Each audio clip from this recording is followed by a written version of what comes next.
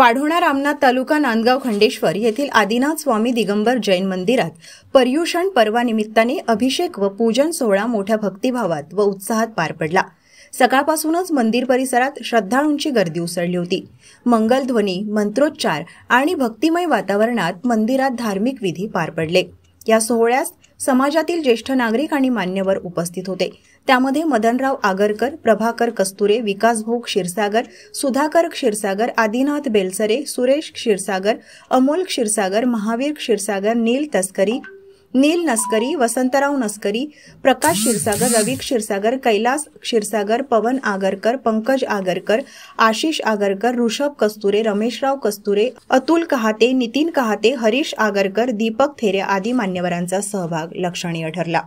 कार्यक्रमानंतर समाजातील बंधुभाव, एकोपा आणि पर्यावरण संवर्धनाचे संदेश देण्यात आले। स्थानिक तरुणाईने देखील या धार्मिक सोहळ्यात सक्रिय सहभाग घेतला।